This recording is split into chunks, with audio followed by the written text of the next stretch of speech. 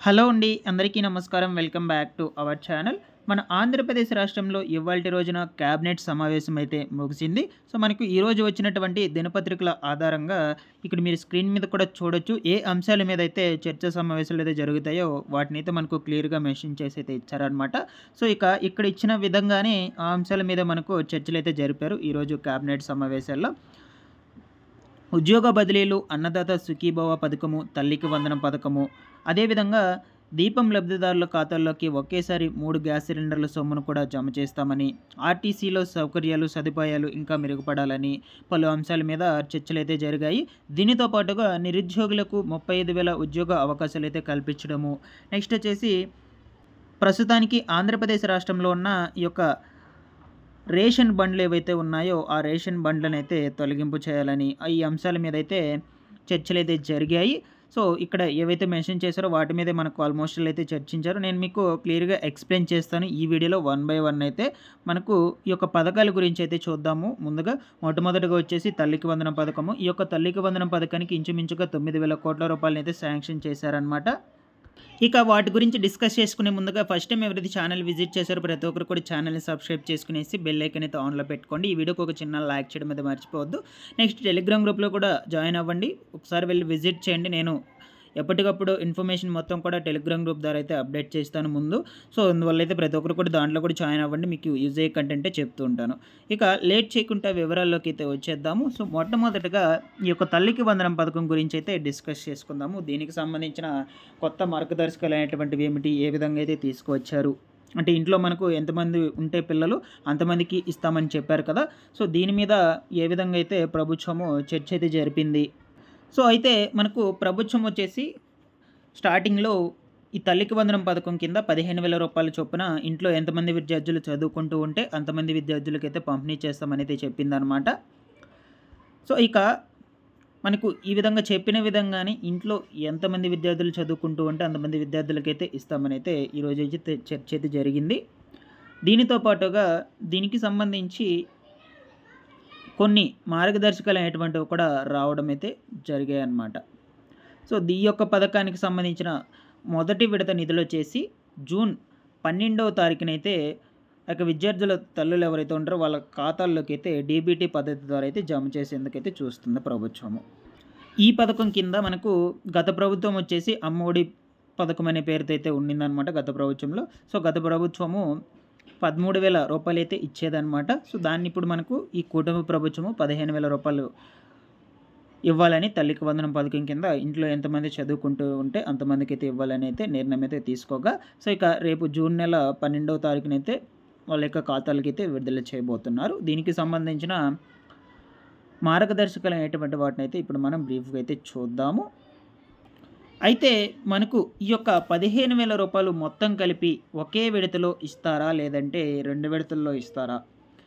So, ఇక్కడ చూడొచ్చు ఒక విడతలో 15,000 రూపాయలు చెల్లిస్తారా? 2 విడతలుగా 7,500 రూపాయల చొప్పున చెల్లించే ఆలోచనలో కూడా చూస్తున్నారా? అని అయితే చర్చ మొదలైందనమాట. ఇప్పటికే ఈ యొక్క పథకం అమలుకు సంబంధించిన లబ్ధిదారుల సంఖ్య కావాల్సిన నిధుల మీద ఒక అంచనాకైతే వచ్చారు. సో, ఇదే నెలలో అన్నదాత సుఖీభవ తొలి విడత నిధులనైతే విడుదల చేయాల్సి అయితే ఉండడంతో, అంటే మనకు జూన్ 12వ తారీఖునే ఈ అన్నదాత సుఖీభవ పథకం కింద నిధులనేటువంటివి అయితే విడుదల చేయాలని చూస్తున్నారు కదా. సో, దానికి సంబంధించి అయితే చెప్పున్నారు ఇక్కడ. సో, ఆ నిధులు కూడా విడుదల చేయాల్సి ఉండడంతో ఇన్‌స్టాల్‌మెంట్ అవకాశం తెరపైకైతే వస్తున్నట్లు చెప్తూ ఉన్నారు.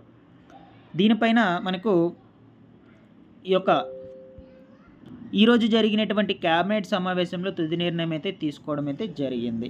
ఇక 2024, 2025 విద్యా సంవత్సరంలో రాష్ట్రంలో దాదాపు 81 లక్షల మంది విద్యార్థులు అయితే చదువుకుంటూ ఉన్నారనమాట. అయితే ఇందులో ప్రాథమికంగా 69.16 లక్షల మందికి గాను ఈ పథకానికి అర్హులుగా విద్యాశాఖ అయితే తేల్చి చెప్పినట్లయితే చూస్తూ ఉన్నారు. అదే సమయంలో విద్యార్థులకు 75% హాజరు నిబంధన అయితే కొనసాగుతుంది.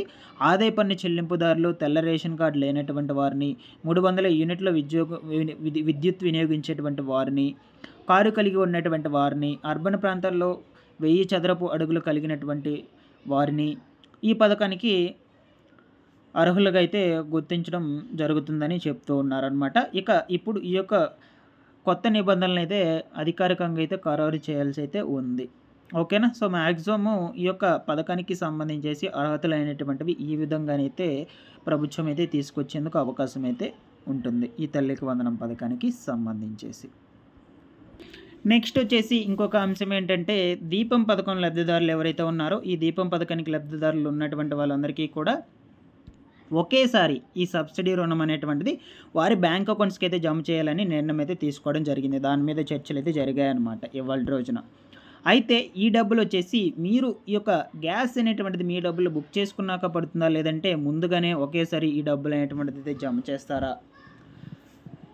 ఓకేనా. ఈ డౌట్స్ అనేటువంటివైతే మీకైతే ఉండొచ్చనమాట. అంటే ఇప్పుడు ప్రస్తుతానికి మొన్నటి వరకు మీరు గ్యాస్ అనేటువంటిది మీ సొంత డబ్బులు బుక్ చేసుకున్నాక దానికి సంబంధించిన సబ్సిడీ వచ్చేసి రూ. 850 కావచ్చు, రూ. 860 ఈ విధంగా అయితే జమ కావడం అయితే జరిగిందనమాట. ఇప్పుడొచ్చేసి మనకు ఒకేసారి దీనికి సంబంధించి ఒకవేళ రూ. 850 చొప్పున వేసుకున్నట్లయితే మొత్తంగా మనకు రూ. 2500 అయితే వస్తాయన్నమాట 3 విడతలకు సంబంధించి.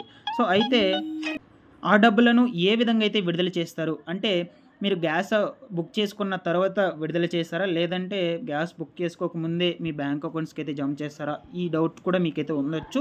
సో, ఈరోజైతే దాని మీద క్లారిటీ అనేటువంటిది ఇచ్చింది నేను మీకు ఎక్స్‌ప్లెయిన్ చేస్తాను ఇప్పుడు. ఇక్కడ స్క్రీన్ మీద గనుక చూసుకున్నట్లయితే ఒకేసారి రాయితీ ఏడాదికి 3 గ్యాస్ సిలిండర్లు అందిస్తున్నారు. 4 నెలలకు ఒకసారి ఉచిత గ్యాస్ సిలిండర్లు అయితే అందిస్తామని అయితే చెప్పారనమాట ఇదివరకే. అయితే గ్యాస్ సిలిండర్ విడిపించక మునిపే లబ్ధిదారులు బ్యాంకు ఖాతాల్లో ఆ రాయితీ మొత్తం వేసేందుకు ముందుగా నిర్ణయం అయితే తీసుకుంటున్నారనమాట.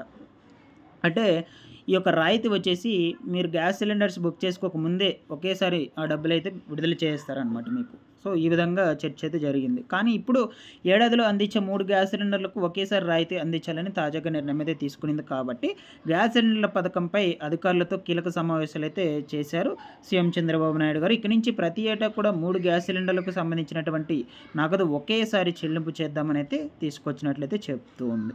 ఓకేనా. సో, ఆ డబ్బులు కూడా వచ్చేసి మీకు ఒకేసారి అయితే జమ చేస్తారు కాబట్టి మీరు గ్యాస్ అనేటువంటిది బుక్ చేసుకున్నా చేసుకోకపోయినా ఏడాదిలో ఒకేసారి అయితే ఆ రూ. 2500 అయితే ఖాతాలకైతే జమ కావడం అయితే జరుగుతుంది. ఓకేనా. సో, ఇక ముందులో ఏమన్నా మార్పులు చేసుకొచ్చినా కూడా మన ఛానల్ నుంచి అయితే అప్డేట్ అయితే ఇస్తూ ఉంటానండి ఈ ఉచిత గ్యాస్ సిలిండర్ పథకానికి సంబంధించి.